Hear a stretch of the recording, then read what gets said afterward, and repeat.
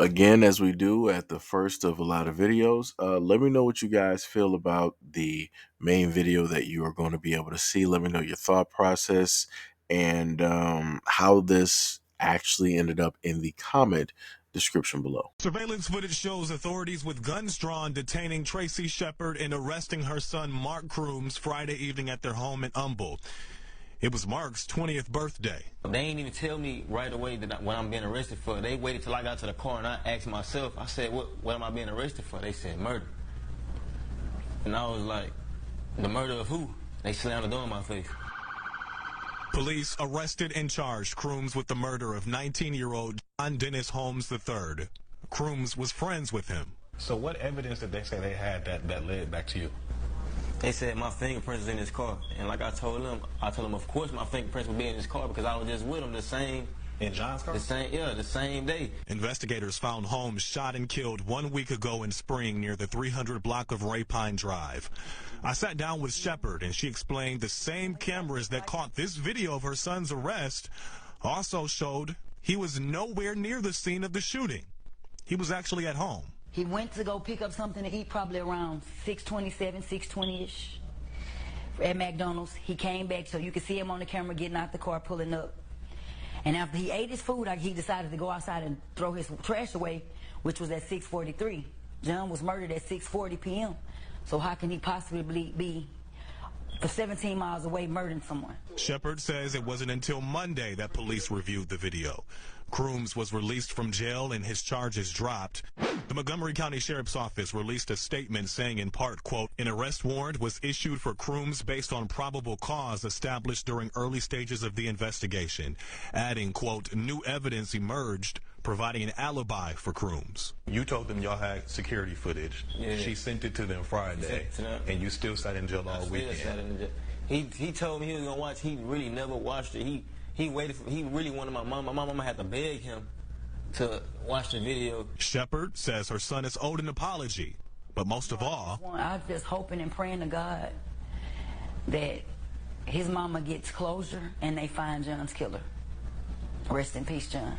in Humble, Delon Dillard, Fox 26 News. So let's go over this again. The Montgomery County Sheriff's Office released a statement stating that, quote, an arrest warrant was issued for Crooms based on probable cause established during the early stages of the investigation. Officials also added, quote, the development highlights our unwavering commitment to conducting thorough and fair investigations. The integrity of our investigation process is paramount, and we remain dedicated to the transparency and accountability in all of our operations. The investigation into the deceasement of John Dennis Holmes III remains active. Now, I want people to pay attention to the fact that police are literally taking credit for an investigation of which they themselves did not complete. If this evidence did not come across their desk, if this video did not exist, then this young man would actually be locked away in prison for a crime, for a murder that he did not commit. And again, I want to put up this stat just in case anybody wants to do the woe was them, like, oh, everybody goes through this. It's not a color issue. It's not a race issue. Everybody goes through this, right? African Americans are burdened by the presumption of guilt that most defense lawyers are not prepared to overcome. As a result, African Americans make up 47% of exonerations, even though they are only 13% of the population. So again, I just want that stat to be there just in case anybody wants to pop up and say, oh, this happens to everybody. Actually, it doesn't. Actually, it doesn't. Again, the numbers do not lie. Black men, just going by that, black men, 47, in some instances even higher. When it deals with the exonerations and them being freed due to newfound evidence or evidence being uncovered or evidence that wasn't able to get used during the trial because it was being suppressed and so on and so on and so on. There are so many stories every single day, every single month, every single year where you have black men that are getting directly out of prison, out of jail after already serving 20, 25, 30, 35, 40, 50, 60 years. So many years gone directly out of their life that they can never get back. And the world has changed. Their life has changed.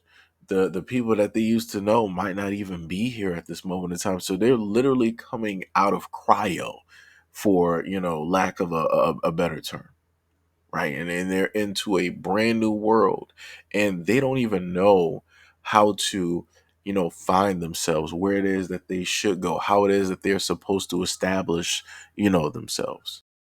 Retired police detective Mark Steffens stated that murder investigations are complicated. Mistakes happen, sometimes because witnesses lie or people make false identifications. But Steffens stated that there are still many questions to be asked.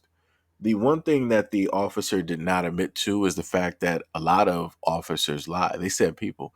No, a lot of cops lie in order to pad their numbers, in order, to get that promotion, in order to seem like they're really doing something.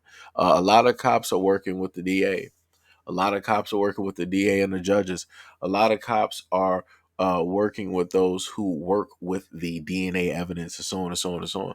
So there's a multitude of people, of individuals directly out here who are actually working within the system against black men when it deals with stuff such as this. Again, if the video from the home surveillance was not there, he would be locked away for something that he did not do. But this was the real reason why the police went after him, because they found it so easy to do. Number one, he was friends directly with the person. And number two, because they had him on something else. They stated that ABC 13 found that Crooms had a criminal record, including a felony charge of organized criminal activity in Montgomery County. But he stated his innocence and said that he was not the one that took the life of his friend. Again, this is the real reason why the police showed up to that house versus going anywhere else in that area. This is why they showed up to his house first, because they were like, hey, we can just make this easy. We don't really know, but we're going to go with some flimsy type of theories. No real evidence, but theories. We got, a little bit of fingerprints here. We know that they're friends. We know that they've been in the same car, but that's usually how it goes, right? So this is them going off of their theory. And then number two, they're like, well, it might be gang related. People fall out all the time. Maybe money, maybe drugs, maybe all of these things, right? Again, this is the police going down their road with their theories. They don't have anything else. They're only assuming the negative, and they're looking at the fact that Crooms is young. He has a little bit of a record, and they're like, okay, we got our man. It's an open and shut case, Johnson. That's it.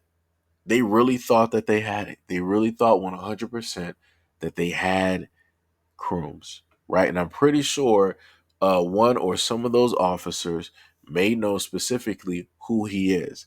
This is, again, more than likely how it is that they decided to come directly to his home versus looking and searching for anybody else that may have come in contact with Crooms' friend during that time.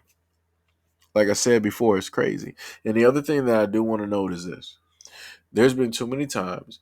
It doesn't matter if a black man has a little bit of a criminal record, somewhat of a criminal record, or no criminal record at all. The moment in time that they realize that you are black and you somewhat fit some type of a description, they will come for you. This has happened throughout history. So for a lot of people to try to make it seem like things like this don't happen and these things don't have anything to do with race, yes, it is. Yes, it is. There are certain biases directly out here where black men will get judged and other men, they will just let them fly by the seat of their pants and do whatever it is that they want to do, even if they do have concrete evidence and hard drives proving that those men did the crime that they know that they did. They will still allow them to do whatever it is they want to do because they are reflective in nature. They see themselves in those men. And those same cops who are judging don't see themselves in those black men because, again, those are black men. But anyways, let me know what you guys think about this video and everything that I stated in the comment description below. And as always, peace, love, and stay tuned for the next video.